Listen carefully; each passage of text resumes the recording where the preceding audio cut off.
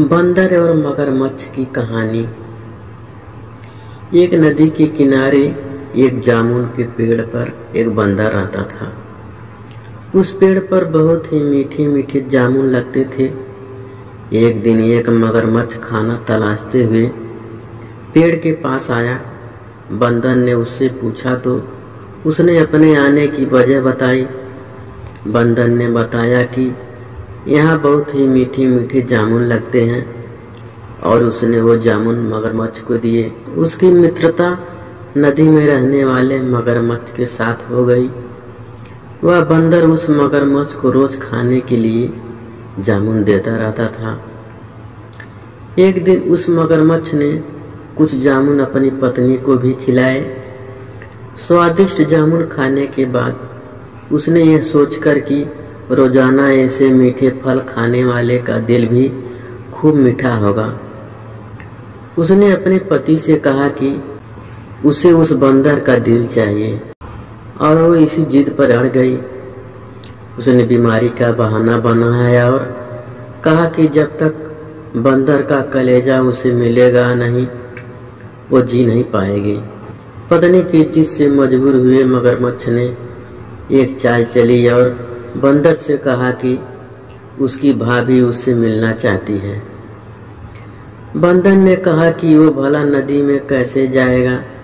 मगरमच्छ ने उपाय सुझाया कि वह उसकी पीठ पर बैठ जाए ताकि सुरक्षित उसके घर पहुंच जाए। बंदर भी अपने मित्र की बात का भरोसा कर पेड़ से नदी में कूदा और उसकी पीठ पर सवार हो गया। जब वे नदी के बीचों बीच पहुंचे, मगरमच्छ ने सोचा कि यह बंदर को सही बात बताने में कोई हानि नहीं और उसने भेद खोल दिया कि उसकी पत्नी उसका दिल खाना चाहती है।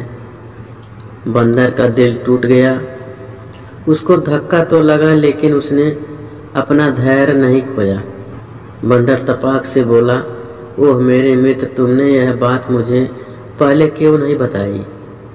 क्योंकि मैंने वो अपना दिल जामुन के पेड़ में संभाल कर रखा है। अब जल्दी से मुझे वापस नदी के किनारे ले चलो ताकि मैं अपना दिल लाकर अपनी भाभी को उपहार में देकर उसे खुश कर सकूं।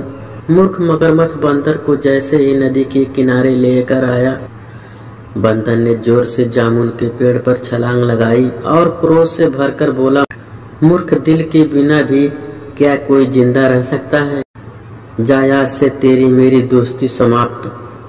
सीख इससे पहली यह सीख मिलती है कि मुसीबत के क्षणों में धैर्य नहीं खोना चाहिए और अनजान से दोस्ती सोच समझकर करनी चाहिए। गणेश और मूषक की कहानी। बहुत समय की बात है, एक बहुत ही भयंकर असुरों का राजा था। गजमुख वह बहुत ही शक्तिशाली बनना और धन चाहता था। वह साथ ही सभी देवी देवताओं को अपने बस में करना चाहता था। इसीलिए हमेशा भगवान शिव से वरदान के लिए तपस्या करता था।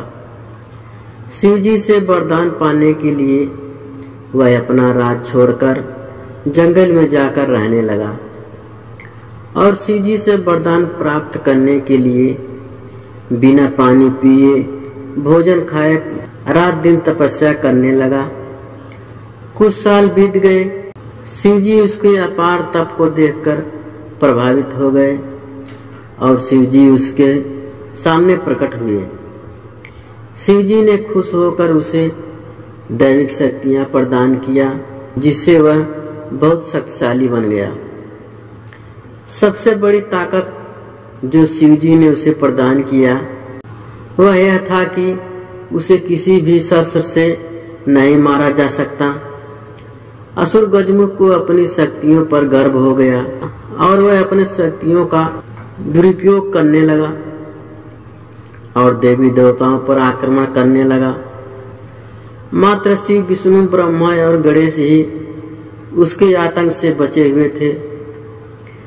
गजमुख चाहता था कि हर कोई देवता उसकी पूजा करे। सभी देवता शिव, विष्णु और ब्रह्मा जी के शरण में पहुंचे और अपनी जीवन की रक्षा के लिए गुहार करने लगे।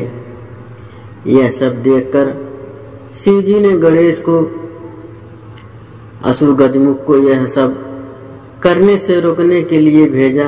गणेश जी ने गजमुख के साथ युद्ध किया और यह असुर गजमुख को बुरी तरह से घायल कर दिया, लेकिन तब भी वह नहीं माना। उस राक्षस ने स्वयं को एक मूषक के रूप में बदल लिया और गणेश जी की ओर आक्रमण करने के लिए दौड़ा।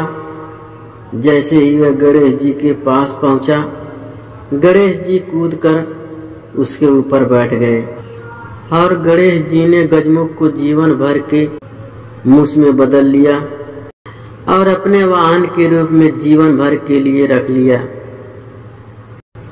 बाद में गजमुख भी अपने इस रूप से खुश हुआ और गणेश जी का प्रिय मित्र भी बन गया।